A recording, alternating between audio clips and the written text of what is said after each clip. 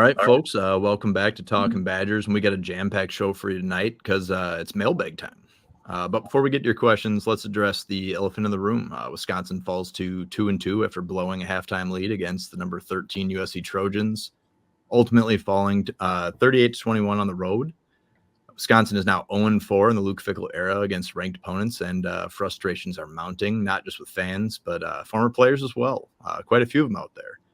And with a 1-3 Purdue team on the horizon, it's safe to say that the pressure is on the program to right the ship. Thankfully, I'm joined by the usual suspects. I got Coupe and the king of Discord himself, Ryan Eilers, and we're going to be here to break down all your burning questions. So let's dive in and see what's on your mind.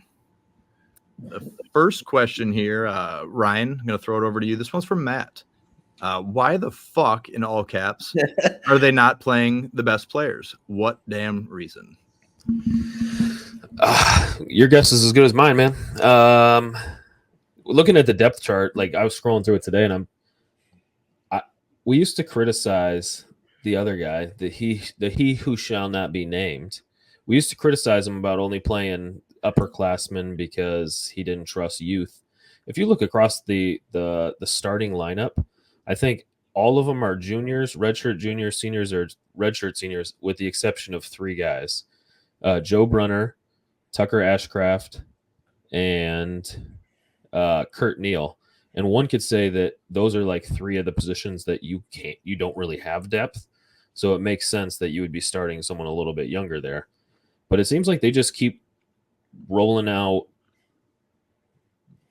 the elder statesman, I guess you could say, which kind of leads you to, if we're not playing the best, why isn't it a meritocracy? Like, football is the ultimate meritocracy. It doesn't matter where you come from, what you look like, what you believe in.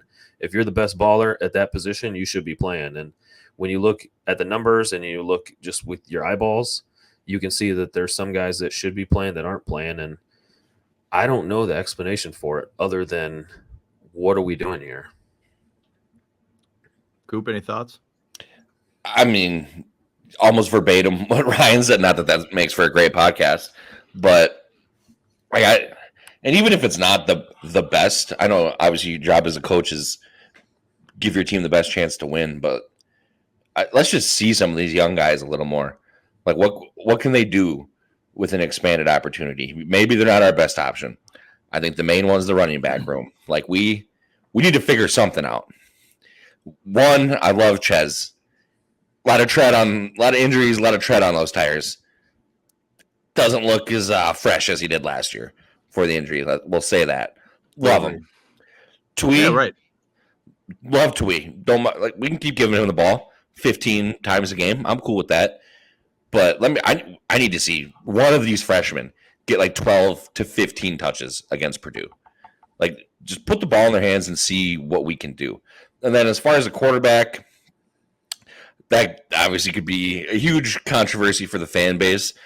But, I mean, if Locke gives you 3-4 bad games in a row, do we just play the young guys? Like, that's where I think it's more, it's like, why aren't we playing the best players? Okay, we might all think they're the best. We don't see that. We're not with the team every day. Tretch is one that I'll defend. I'll die on that hill, though. He needs to play more. But anywho, like, with the court, like, if we're sitting here in 4 weeks and we haven't won a game, let's just play the young guys. Like, see what we got. What's the point? I don't know. I think my answer in terms of why are they not playing the best players, I'm afraid the answer is that they are.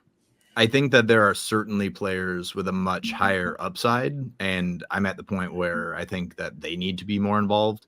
Some of the people I'm talking about, Christian Allegro, Tackett Curtis, having to find a way to get Tretch the ball, Darian Dupree, like there are people that I think actually offer ceiling.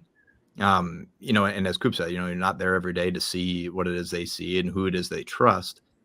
I'm afraid they are playing the best players today, but ultimately, if they don't have enough upside and kind of where we're sitting, you got to put playmakers out there and let them make plays and let them kind of learn on the job, because right now, I don't know what we're working with right now is not nearly not nearly good enough and impactful enough. If we're playing the best guys right now, then we got to change something with the scheme because it ain't working. Yeah, and I think that would all make sense if we didn't have eyeballs. Like we've seen Dylan Darian Dupree, like we've seen him with the ball in his hands, and we like Just not enough to be like, yeah. But that's my point. Like if he's not good, show us more so we can see he's not ready. But when you put the ball in his hands and like, he makes a couple good runs here and there as a true freshman, which is going to have mistakes.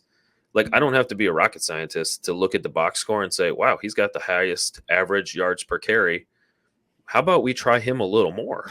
Oh, and I agree. Guys I want to feed him the ball, but like, And I But that's think what I'm saying. It's that- like if he's not the best, show us why he's not the best. Because Yeah. right now on paper and my eyeballs are saying he's the best we got in the room right now.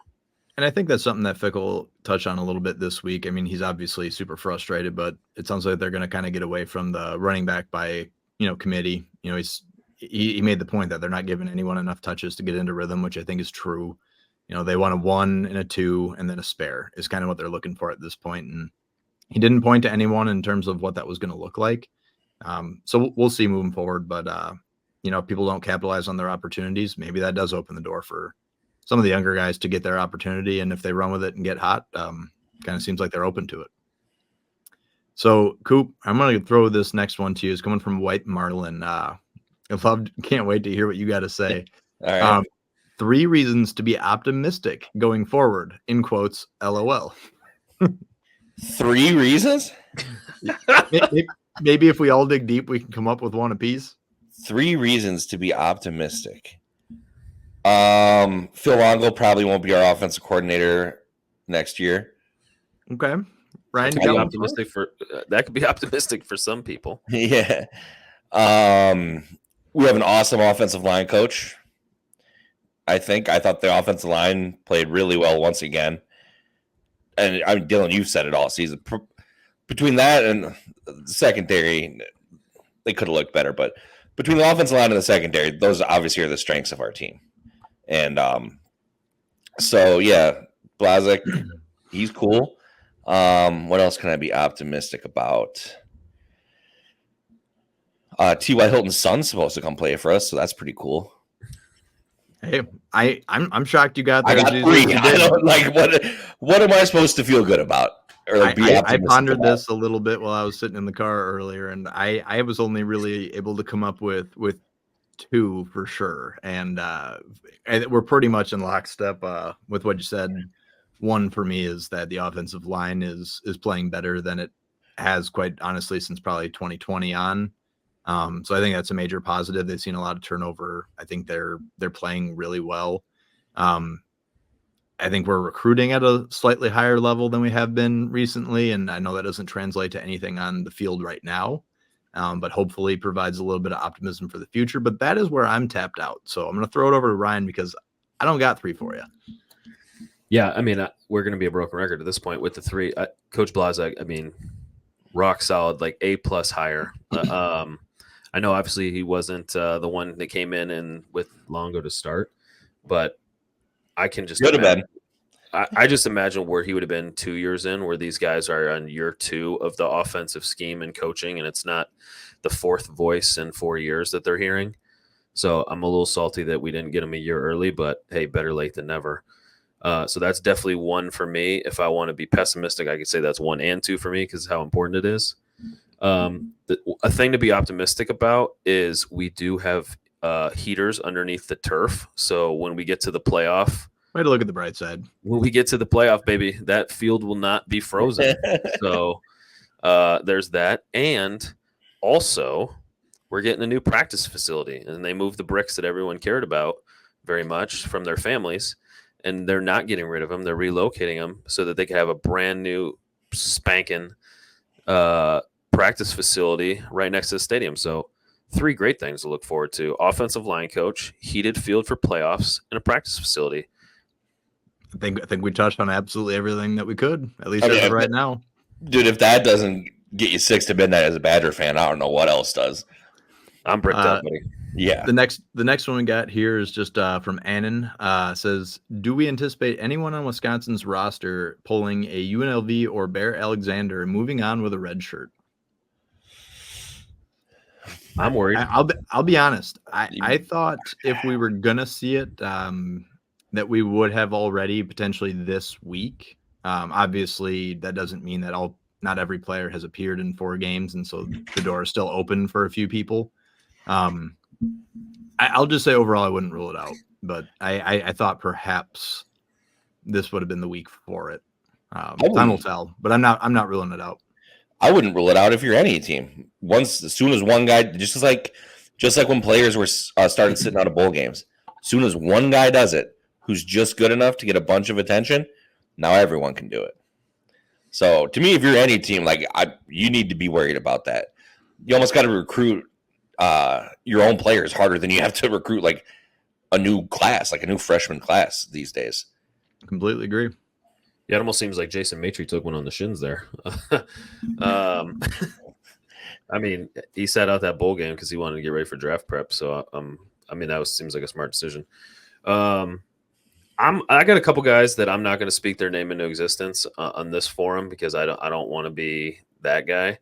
There's a couple that I've heard just talking to some people that aren't saying they're going to, but if you think about some high value targets we've had that haven't got on the field yet and had offers from other big programs, those are the ones that I would be worried about. So, I mean, as a coach, I don't know how you combat this. Like Coupe said, like it's every team should worry about it. It's almost like when you play those scrub teams. Well, I guess we call them scrub, but we were losing to Western Michigan in the fourth quarter. But pretend they are a scrub that you actually get to smack around. Like you almost have to get these guys in just for one special team snap, just so you know by the end of September who can go and who can't go. Yeah. Because then you just force them all into game. Like, oh, you all got one. Are you redshirting or not? Because like you said, this is going to be a season long thing. You get you get someone in these first 2 scrub games, and then you don't need them during the conference slate, and then you try to pull a red shirt on Nebraska, Minnesota, or does the bowl game count as a game? My understanding is it does not count against you. Okay, so let's say they play the 2 bums at the beginning, and then are you pulling a red shirt to play Minnesota? Is a kid going to want to waste a year for a rivalry game that they don't really know about? Because as a freshman, it's hard to know about rivalries until you've been through the blood sweat. Like you're going to have to worry about this for 13 weeks or however many, with 2 bye weeks in there, 14 weeks? Like this is gross. It's going to have a major domino effect against college sports in general, to be honest. But at this point, I do not think you can rule it out. This next question is easily my favorite that we have received, and it's exclusively for our boy Coupe. This one comes to us from Cujo. Does Coupe have any eligibility? ? Throw him on the D line with a couple of highlights, and he probably wrecks. Oh. Before Coupe dives in there, I can tell you right now he would provide some interior pass rush. That much I know. These kids got a motor. I'd be the Travis Hunter of the trenches, dude. I'll play right guard and D tackle. Are you kidding me? Dude, I'd be like Marshawn Lynch. Dude, hit the blunt a couple times before the game. House a couple highlights. Boys, I'm ready to roll. Now, I did drop out of college after 2 years, but I didn't play any sports, so pretty sure I got 5 years eligibility left in me. Well, when did you go to school? You might even have a COVID year. So 2011. Maybe. I mean, there's a guy that's like we get some lawyers involved. Awesome. You never know. I've seen people with way less get way more from the NCAA. Yeah, dude. I've watched Cam Rising. I've seen Pace Keenum. I could play for 7 years for the Badgers if we work this right, boys. I'm pretty sure there's a tight end at Miami who is in his 9th season. Yeah, right now. 9th season. I tell you what, you secure me an NIL deal with Miller High Life, buddy. I'll go suit up. For the team. I mean, even if I don't see the field, think of the morale boost I would give the boys. Cracking jokes, busting balls on the sidelines, pumping the boys up, telling Jack Nelson he's not that good. This is a locker room right now that could use some of that, to be honest. And so, homegrown talent. You're from the state. I could do a 5-minute little stand-up set every day. Get the boys going. Plays, dude. Get me on the aux in the locker room. Big fucking brick wall. Biggest question: would you do the varsity collective bit where they have you, at gunpoint, trying to market the program? Yes, but I'd make a complete mockery out of it. And a surprise by no one. But if you're going to be on the defensive line, since we talk about I'm playing both ways. You must have missed that. No, yeah, I heard that. But if you need anybody to spare some reps for you, like there's some guys on the field that like haven't registered any snaps or any stats all year. If you need someone to just come get blown off the ball and like not register any kind of positive PFF score, I'm also available too. So if Coupe needs a breather, I can come in there and just, be part of the big gaping hole that someone creates and, get 0 tackles and 0 impact on the game despite like 20, 30 snaps. I'm here to do nothing also. I'm ready to play every snap. I'm a big fella, but my endurance is through the roof. So can confirm. Fleet-footed. I am. I'm quick. I got good feet. And he's really good both ways and loves banging around with the dudes in the trenches. Hell yeah, dude. So on that note, I think we'll pivot off to the next one here. First team all conference Badger North, dude. I was waiting for it. I knew that was coming. What do you think I'm doing around here, buddy? I should have played both ways in high school. That was bullshit. Coach, I should have played D. I mean, I will say the D tackle I had to block at practice every day is Zach Franz. Shout out Franz. He was a good dude. He played at Whitewater. Didn't he win like 2 or 3 rings, Dylan? He's got rings for sure. Yeah, best player I ever played against. That dude. I kicked his ass some days, but he kicked my ass a lot more than I kicked his.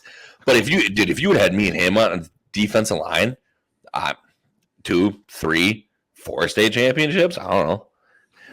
And a case of high lifes at the end. The next one we got coming to us from Hooger. Says, I want to know what you boys think. From what? Hooger? That sounds like a racial slur. All right. It does. Says, I want to know what you boys think about the quarterback situation. Is there anyone that's committed or in the room that you think can turn into a good starter? Or are we in purgatory because most of them are Longo guys? So, no, I'm sorry to interrupt you, Dylan, but Dave Portnoy obviously said that he'd pay like $3 million a year to get Michigan a quarterback. And Big Cat was like, yeah, I need to do that for Wisconsin. Yeah, you do. That's what we need. 100%. Without Big Cat diving in or another donor. Somebody. We need to go buy a quarterback. We're just not going to be on that playing field. I guess to answer your question specifically, the quarterback situation, here's where I'm at as it stands. Obviously, Tyler Van Dyke out for the season, torn ACL. Braden Locke is not good enough to start in the Big Ten if you want to be competitive in the Big Ten. I'm absolutely baffled by the fact that no matter what happens, no matter the situation, this dude is going to complete exactly 50% of his passes for his career in every game. Doesn't matter. This past week, I lost money on, I took Braden Locke to complete 15 passes. He didn't do it. Braden Locke is what he is at this point. I think he's, maybe a serviceable backup. He can execute a game plan well enough. He's not going to win you a game ever. He might be the reason that you don't lose. But no, I don't think that he can turn into a good starter. That's just my opinion. I think he will be gone from Wisconsin after this year. Maybe Matt Tower. I think it's too early to tell. I can tell you right now that there are a lot of people clamoring for him, and perhaps we'll even see him at some point. But the last time that I would have gotten a look at him, it felt like he had a long way to go, and that's okay. He's a true freshman at quarterback at a Power 5 school. Like the jury's still out on him, but I'm going to say right now, no, I don't think that. Not writing off maybe Matt Tower personally. I think he has plenty of potential, but I feel pretty confident in saying that Braden Locke is not going to become a what you would call good starter in the Big Ten. No, I came to terms with myself and Jesus watching this game on Saturday. I even tweeted it out. I was going to get in front of it and say I may have made a mistake believing in Braden Locke. So that's where I'm at with this quarterback room. I didn't catch that, but I'm going to go retweet that right now. I just want to put it out there. I was wrong. Yeah. When I think about the quarterback situation, like just trying to think if any of them can turn into a good starter, I think Mabry has the measurables and the tools to do it. Now, is he ready right now? No, of course not. But if you have a competent offensive staff, you could definitely tailor things to help young quarterbacks grow and develop while getting playing time. Because, the idea that true freshmen can't play is a little facetious because you can definitely do so. Are they going to win national titles? There's a 17-year-old who might be the best player in college football. Yeah, and we had a 17-year-old too that went 3 years and then was in the NFL too. So it's like the idea that guys can't play at 18, 19 years old, especially with as transient as college football is, like you don't have these cultures and these dominant teams like there was because guys move around so much. But when I think about like whether we're in purgatory or not, I've been thinking long and hard about this. And I think I've figured out now it's probably disrespectful. Well, it's probably a lot disrespectful. But I kind of look at quarterback rooms like once you get to college is kind of like you're not like why are you worried about them leaving? Because I try to look at it like when you look at a quarterback room, to me, those are all just divorced women. So like, yes, I look at it, but if you're going through the portal to find somebody, you're looking through a bunch of divorcees. Like they've already committed, they went to another place and it didn't work out. They've all got baggage. So exactly, they got baggage. Sometimes have they been to a few stops? Are you getting someone that's been married 2 or 3 times? Like, are you going to spend your life or your 4-year, 5-year life with this person that couldn't keep a relationship at the previous 2 stops? Now, that's probably a very disrespectful way to look at it, but I'm also like, when it comes to quarterbacks and like you have to hit on one, you need one, and they have all the power because of NIL and all that kind of stuff. The similarities to me just kind of line up. So it's like when I look at we're probably going to go in the portal for a guy next year, and it's like, oh, what divorcee with 3 kids are we going to get this year to come in for 12 months and be dad? You know what I mean? Like, I can't. Why don't we just? I just wanted to say, shout out all the single mothers out there. You guys, that's the toughest job you could have, man. So hey, I want to be on that side of the fence. No, that's fair. I was raised by a single mom, so I feel comfortable saying it. So she would even agree, probably, but probably not because she knows I'm kind of a scumbag. But you get the idea. I think at some level, you just got to kind of bring your own guy in, like find the person that you want to be with, commit to them, and then see it out. Like if you could, like, so for Mabry in this instance, like you got committed, you're the first marriage, you try to make it work, do everything you can to make them successful. But if you're just going to just divorce them right away and then go find another divorcee in the portal and then think that now all your problems are solved, like if it doesn't work for relationships, it's not going to work for a football team. So at the end of the day, like, I don't know if we're necessarily in purgatory because we committed to someone. He's on the bench. Like even the crew, like, could they be like, those aren't necessarily damaged goods yet. But I think when you kind of look at it, like Braden Locke doesn't seem like he's going to be the guy, right? Tyler Van Dyke was certainly not the guy on his second stop. Tanner Mordecai was a stop 3. And it's just like, we got to get someone that like you get in on early and develop them, whether they're going to be that high end starter or not. Like you can't keep doing this, date and divorcee role where you keep taking everybody's scraps. And that's where like I'd be more a fan of like, let's sign some fucking 5-star quarterback to like a $2 million NIL or something like that. Someone right out of high school. But when you get to a revenue share, what are you going to like? That's the part that I struggle with this. Like even with Big Cat saying that, once you get to the revenue share, like what, and this could be a conversation for the offseason too. It's why does the NIL have to be the burden of bringing them in when the school should be paying? Like, so I look at it like, why would I agree with that. If Big Cat wants to throw a sweetener on there, like $500K, come do a couple promos, like what NIL is actually designed for, image likeness, not pay for play. The school should be on the hook for the $2 million. So if you get 20-something million, give like however many millions you need for all these other sports, invest in your quarterback, and then give everybody else NIL. But the school should be on the hook for that big ass expense because then you can, if they're giving out that much money with revenue share, that one's going to be the one absent any kind of congressional injection into this, they will be able to commit like contracts and MOUs and those things because that's state and like that's state funds, that's revenue funds. Like they're going to have to legally. Yeah. Versus NIL, like if you pay somebody $2 million and they do the Bear Alexander where it's like, nah, I'm actually going to redshirt, I'm out of here. Or the UNLV kid where like, I could actually get more. I balled out for 3 games. Well, balled out is relative with a 43%. Yeah, they look good this weekend without him. Yeah, and especially when he was only throwing 43% completion percentage, it was pretty easy to pass on that. But if you get someone like that, well, let's say you fork over 1.5 just to get him to campus, like they're not going to take that in installments. You have to wow them. Yeah. You get them to campus, they play for 3 games, take your money and leave, a la Caden Proctor to Iowa as a tackle. Like now you're kind of swimming up shit river without a paddle. You know what I mean? So I think the school needs to finance that big dollar amount, and then the rest you can figure out for NIL. But that's probably an off-season talk. We need rules, and I love it because it's the wild, wild west, and the NCAA just created this own mess because they were too fucking hard-headed and arrogant. Bingo. But like every single fan can be like, okay, this is enough. Yeah, we need something now. We need the only thing guardrails. in life that's universal. Like it doesn't matter you can literally be opposite on politics. You can be opposite on X, Y, or Z. Everyone that loves football hates this. Yeah, 100%. Kind of piggybacking off of this last question, regarding the quarterback room. This one's coming. Jonathan VR. I'm sorry to interrupt you. That was it.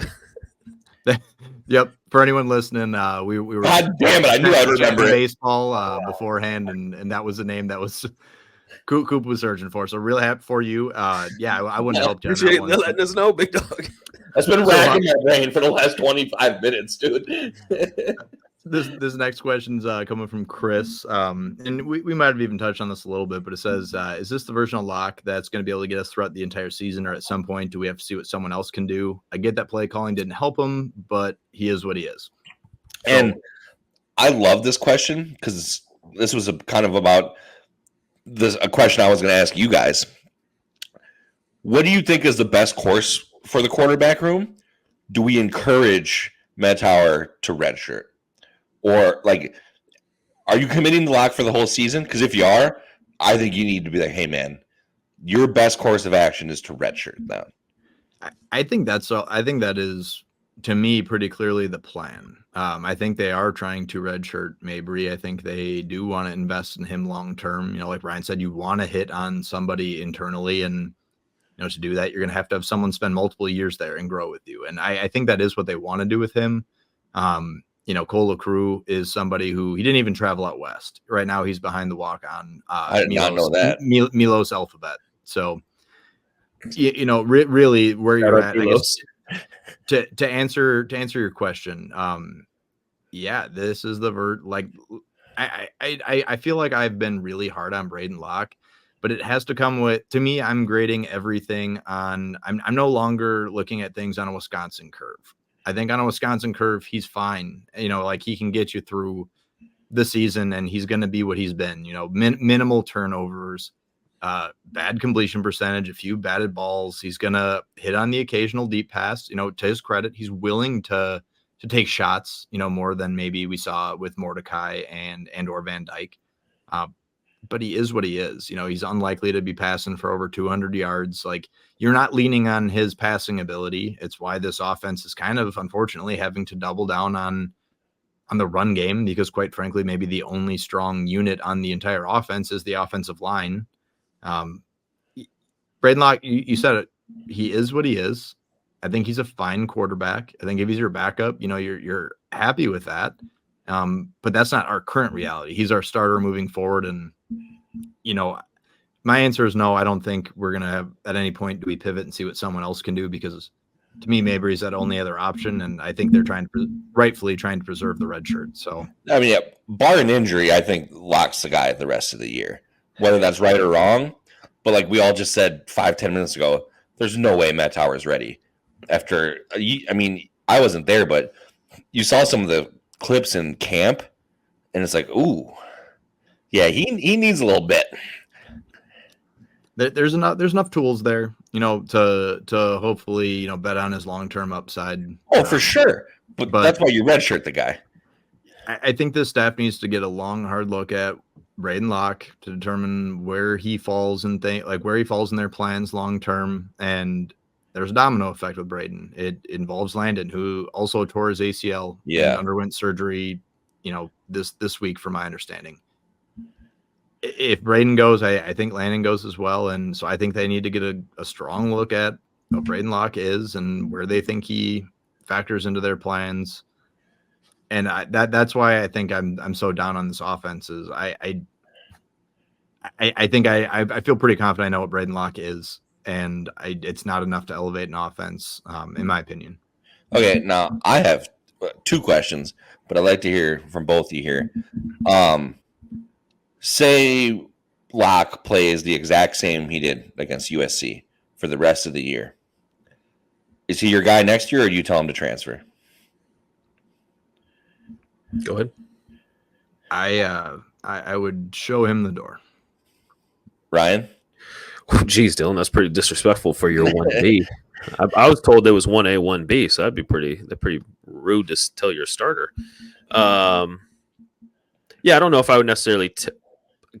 I know you want a yes or no, but I feel like there's nuance to it, so I got to play the middle. I wouldn't show him the door, but I would also let him know it's somewhat of a competition, but you're not getting the benefit of the doubt. Like, we know what you are. So if we have Mabry ready, if we bring someone in, like, that's who we're going to put our interest in. If you want to stay here and battle it out, more power to you, kid. But we have X amount of games. I think he's 1-7 or 1-6, like 50% completion percentage. We know what you are, bub. Like, you're a great kid, a great leader, gonna make a hell of a coach someday, which is almost disrespectful to say, but it's like, to me, that just shows that, like, you carry yourself with class and grace and respect and can lead a room. But he's gonna make a great coach someday. It's just I don't think playing big boy football in the Big Ten or the SEC is something that he's equipped to do. No, I think I agree with that. Everything you said, I agree with. Like, would I want to show him the door? No. If there's only two options, like, yeah, I'm showing him the door. But yeah, if you can keep him and actually have some depth, I think he's a very capable number 2. I mean, if you look around the Big Ten, quarterback play traditionally is quite poor. So to have someone who can come off the bench and, not turn the ball over often and be serviceable is a luxury. You want to have that depth. I think but I think that's all the further he goes for me. That's fair. I think my answer is actually, I got to revise it a little bit.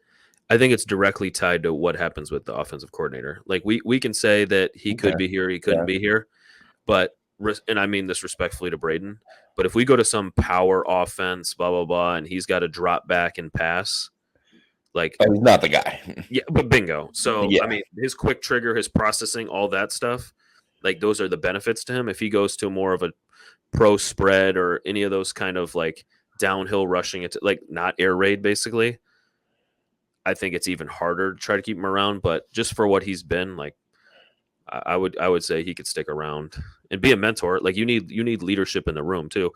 And like I was talking about earlier with, like, respectfully, like the divorcees, like, where they bounce around, a lot of these guys that don't bounce around are smart enough to read the room that it's like, it's hard to get a job if you're at your third or your fourth school. So sometimes people are just like, all right, clearly, like, if for Braden, I'm not saying I know anything, but, like, he could look at it and say, you know what, I took my best shot.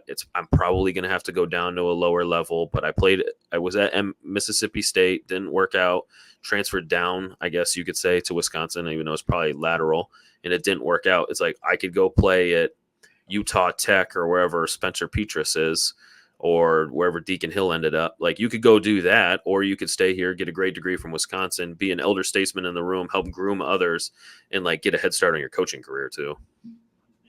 Yeah, that's just some people are built that way, some people aren't. I get no bingo. That's what I'm saying. Yeah. Like, you're right. They're built that way. I think you're either one or the other. I don't think there's any middle. Like, he's either going to do that or he'll be out as soon as either the coordinator's gone or the portal opens in the spring. All right, and then I got one more question, and then we can get back to the people's questions who matter, the fans. And this is just my dumb brain and wanting to get your guys' takes. Who's better? Wisconsin Braden Locke or Wisconsin Graham Mertz? I wish Jay was here. I know. I really do. I would go with Graham Mertz. I think everyone would, but it's kind of like, is it fucked up that we have to ask that question? Graham Mertz at least offered some ceiling. Like, that one game. He always had that Illinois in the COVID game, baby. He had some ceiling. He had a better arm. I would rather bet on those things. Was he one of Paul Chryst's better quarterbacks? No, he wasn't. But I would take Graham Mertz. Yeah, I would agree. I'm glad you said Wisconsin, because that's what actually makes it close. Because if you said Florida, even though Florida's a dumpster fire with Bill Billy, he's got like 74% completions, and he's responsible for 29 tuds and 4 interceptions. No, I'm talking about Wisconsin Graham Mertz, where we ruined him. Could we have Graham Mertz in this system? Like, we might not be talking about the things we're talking about this year, or even the last 17 games if he was still here. So We got a little bit of positivity here. We can kind of pivot, talk about something good here. We got Hooger again. Says, I want to know 4 games in what the boys think of the AJ Blazik signing now that we're 4 games in. I think last week the O-line allowed 3 total pressures against USC. In my opinion, it's a highly undervalued coaching signing. We talked about this real briefly, but I think it was a home run. I mean, we've seen how many misses at this coaching, hire specifically, but AJ Blazik has been, on the recruiting trail. He's done a terrific job. He's closed on a lot of, plan A targets. I think he's got this unit playing better than any offensive line we've seen post 2019. They're playing more discipline. I feel I have so much more confidence in this group in the way that they're playing right now, and I feel like he's getting a lot out of the talent. I feel really good about this hire. I think the real test is going to be next year with the amount of upperclassmen that won't be here. He inherited quite a few incumbent starters. If they're still playing at a quality level this time next year, with all of the turnover that will come in the offseason, then I'll know we've got a guy for sure. But I feel pretty strongly right now that we do. Yeah, just don't watch the offensive line on that 4th and 1 we didn't get, and then you'll have the exact same take as all of us.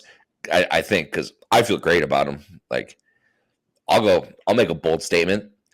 10 years from now, we might be saying he's college football's Bill Callahan, who's the best offensive line coach in NFL history. He's coaching for the Titans too, because his kid's the head coach. That must be brutal. Yeah. Anytime those dads go and coach for their kids, I always thought it was kind of cool, like the Monty Kiffin, Lane Kiffin years, and definitely the Callahan. Monty was like 90 calling plays, dude. Yeah. I mean, if you got it, you got it. Hey, I ain't mad at it. Yep. Yeah, because we've already kind of answered this one, I won't go on a tangent, but I'll pivot a little bit. Not only do I think it's an undervalued signing, that I think it might be one of the best ones in the Fickell era through, the first 18 months, just to see what it kind of is getting back to, that physicality and that violence that they play with. Are they still what they should be, what the standard is at Wisconsin? No. But I'm confident that Coach Blas will get them there. But because Coupe wanted to pivot, I also feel that it's only fair if I try to pivot. The game where it's called F, marry, kill. Like, you have to pick, you get 3, you got to F one, you got to marry one, you got to kill one. Well, let's do this game with familiar. three. I'm gonna give you 3 coaches' names. You have to hire one, or let's say promote one, like give one a pay raise. So promote, you have to fire, and you have to do a hot seat. I thought we were going F, marry, kill, dude. I was ready to go. Well, yeah, we can do this too. Well, why don't you tell me the F one, and then I'll move on. Let us know. But I'm gonna give you Blas, Grinch, and Guyton. Okay, please go over them again. I'm sorry. So what are you got to promote one, like hire, like either give them a co-offense or co-defense. Well, I guess Grinch already has one, but so promote them with monetary or by title. You have to promote one. You have to demote one, which is basically fire. Promote, fire, or they're on the hot seat. I'm promoting Blazik. I'm promoting Blazik for sure. I'm firing Alex Grinch, and I'm putting Kenny Guyton on the hot seat. The wide receiver room has. Which you guys know, I wasn't high on them, Dylan, but they're not performing. You nailed that before the season started. They're still not performing, and I want to be fair. I want to be fair because everything about this offense is broken. Everything that maybe it's not entirely fair. To point a finger there because it's his first year, but I can tell you right now they haven't elevated their play. So I would put him on the hot seat. I would fire Grinch just, based on maybe his previous stops. I think you could maybe do better there. Promoting Blazik. That's my 3. I'm same as you, Dylan. But to get specific, I'm promoting Blazik to basically a big dom role with the Eagles. That's what I'm promoting Blazik to. The get back coach? No, he's the senior advisor to like football operations, dude. Yeah, that's the kind of role I want that guy in. That's the kind of role I want you in. I'd be great at it. Ryan, what would your 3 be? Well, it was anticlimactic. I was going to do the same ones. I don't want to be the guy that says, the well actually guy, but I'm looking at I mean, Pizak had a great interception. Brown had a nice one off the nice strip sack off the edge. I've been a little underwhelmed with safety play. It looks Hunter is a dog, and he doesn't look as doggish. So I'm wondering what is going on with this safety room. And you could say like, hey, the line isn't great. Well, they're not sending like 6 or 7 and leaving these guys on islands. So I'm a little concerned with some of these big plays. Alabama, I mean, I know it's Alabama, but would they have 30 seconds and 2 shots down the field when you're running too deep? Like, you should never let those guys get behind you. No matter how fast they are, you're always deep as the deepest. USC took shots all over people, and it's just like, yes, I understand that those wide receivers are better than anybody else on our schedule. And they're 6'11". Yeah, but they're also, as you can see, like the Big Ten and the SEC are like going to become the preeminent places. Oh, yeah. Every roster is going to have these guys. So if your guys aren't technically sound or they're, not what you need, does that fall on the position coach or the coordinator? I feel like he's been an underwhelming hire. I'm sure he's a great dude, but it seems like we have a USC back end defense where we're kind of giving stuff up to players that are not Western Michigan or South Dakota category. Hunter missing that tackle for the touchdown on Saturday, that just broke my heart, dude. I was like, man. I was like, last year he sends that guy to the hospital. So we got 2 more questions here, boys. Both of them from people actively sitting on the pod. This next one comes to us from Ryan Ehlers. Why did it take 5 weeks and 4 games into 2024 for the staff to figure out it's time to phase out the running back by committee when they had all spring and fall camp to establish the order? Ryan, I want to throw that one over to you first.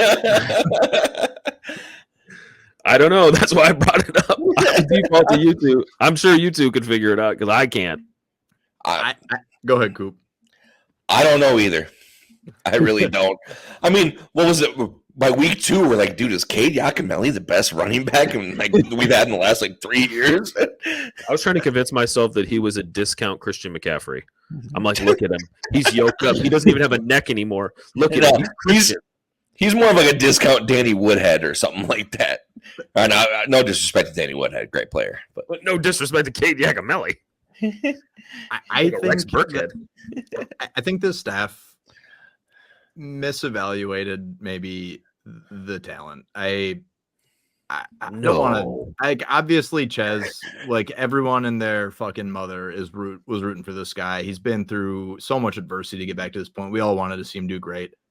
He might be cooked at this point. Like, let's just call it what it is. Maybe great human, right. It has nothing to do with that. It's just we are looking for a difference maker right now. Maybe you can just point to the fact that, like Luke Fickell said, you haven't allowed anyone to get into a rhythm. Perhaps that's the answer. I don't think it is. Tawee Walker, he's battled through some injuries, so I'm going to give it some time. But at this point, I think he has been far less impactful than maybe I envisioned as a complimentary back. Again, maybe when he's getting more than 24% of the carries, maybe you can do more with that.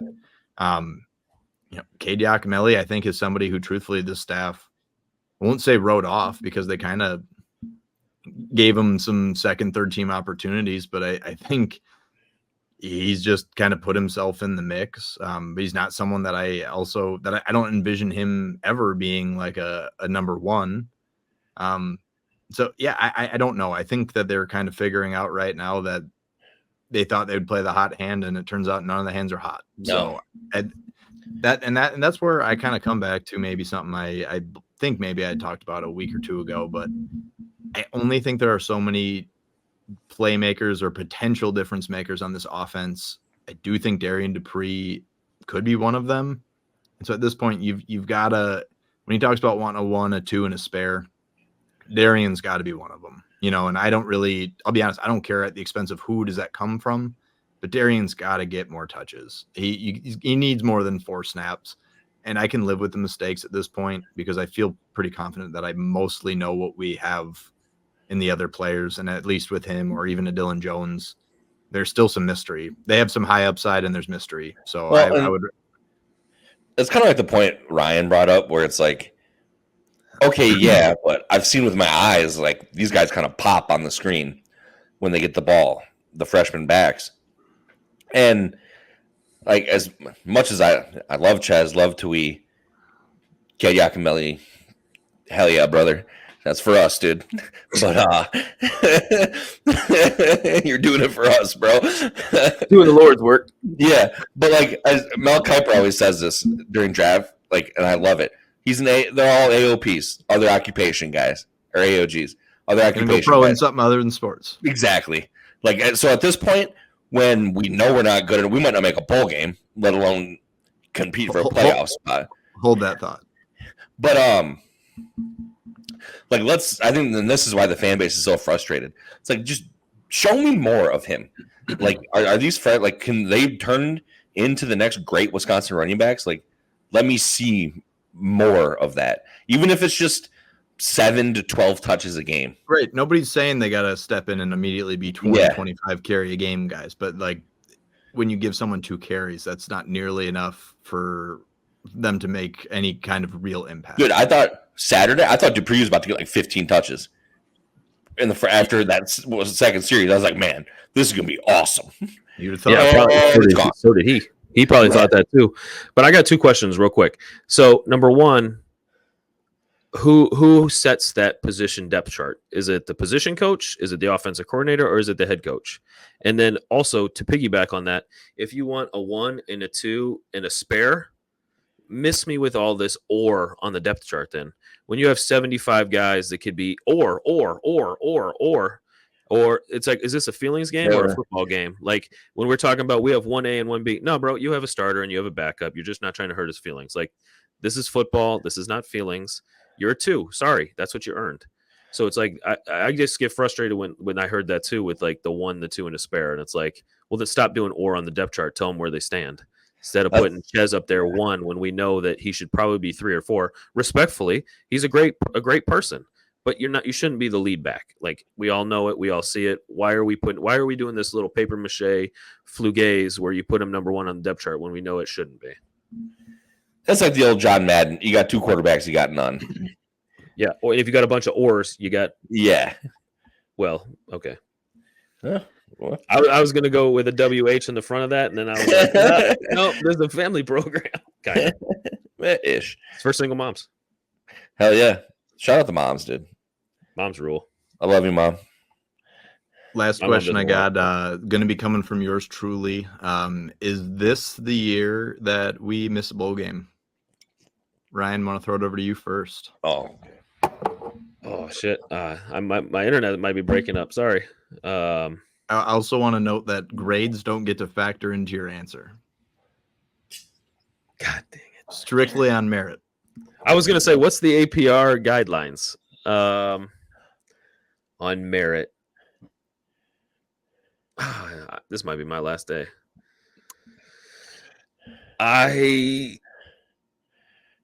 No. And it breaks my heart to say, and I'm 1,000,000% okay being wrong, but like I had just put this out on Twitter earlier. It was September 3rd, so yesterday, about the opponent's defensive points per game given up. Like Western Michigan was 125th in the nation, and we barely, like, at 35.5 a game when we scored 28, and that was a struggle because we were at 14 in the fourth quarter. South Dakota's an FCS. But then you look at Bama, 20. Yeah, we scored 10. USC was 30. We scored 21. Okay, so we're there. Purdue is ass cheeks. But then you look at Rutgers, 28. Northwestern, 23. Penn State, 7. Iowa, 15. Oregon, 37. Nebraska, 9. And Minnesota, 22. Like, objectively speaking, outside of ass cheeks Purdue, every one of those defenses, points per game, is better than USC. And had we not got all the bounces our way in that game, I don't know if we get to 21. So when I'm trying to pick 6 games based on merit, like, dear God, please beat Purdue. This can't be the year. And then please beat Northwestern on whatever, field hockey field they're on, some lacrosse 17-seat stadium. Please beat them. But then, like, who are they beating? Like, Minnesota is a must. You have to beat them. And that gets you to what? 5? And then who we beat? Nebraska in Lincoln with a real quarterback now. Oregon, Iowa, who has beat our ass like the last 2 or 3 years. Rutgers, who looks like they can play. That was a really long answer for me to say I think this might be the year, boys. If you're talking based on merit, I think this might be the year that we see that thing fall by the wayside. Coupe, where's your head at? I've come to terms with no, we're not making a bowl game. Just win the axe. I'll be honest with you. I also think that we are going to miss a bowl game. I just don't. I don't think there's any realistic path on merit or in general. In general, like on merit. Oh, I think we're speaking to that APR, brother. Like, yeah, I think we get to 5 and get that, but on merit, on merit, in terms of achieving 6 wins, I don't think there exists a path. I mean, I said something to this effect when I was on Lockdown with Brian.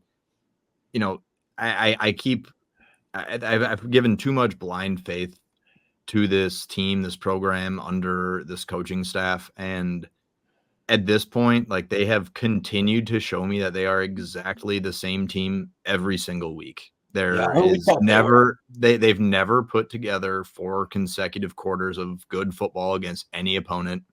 Nobody. And so at some point I just have to accept what they are. And I'm finally doing that. Like, I don't see any path to 6 wins. And I don't care how pessimistic that makes me sound. Like, this team doesn't have it. Like, we just have to be honest about what we're working with. We have an offense that has to scratch and claw to eclipse 20 points, and a defense that doesn't have enough pass rush to get off the field on 3rd downs. And so,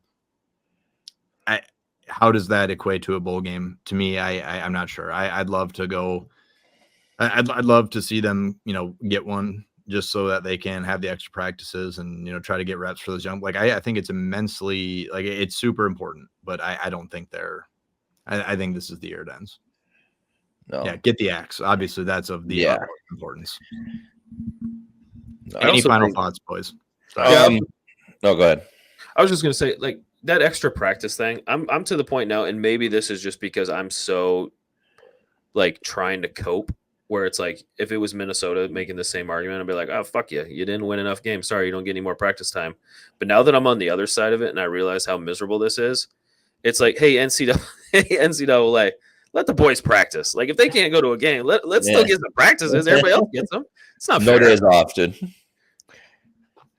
I got just a quick little thing here. I know we got to wrap up. I know we didn't make our picks for the USC game, but Purdue, Wisconsin right now. I'm looking on ESPN, so I don't know what like DraftKings has, but ESPN bet Wisconsin -14 over under 46.5. I'll take Purdue to cover. Ryan, I did put out 37-13 for USC. I figured they would win and cover last week, so I think I'm batting pretty well right now. I don't even have to fade myself at this point. I think I'm going to take Wisconsin to cover.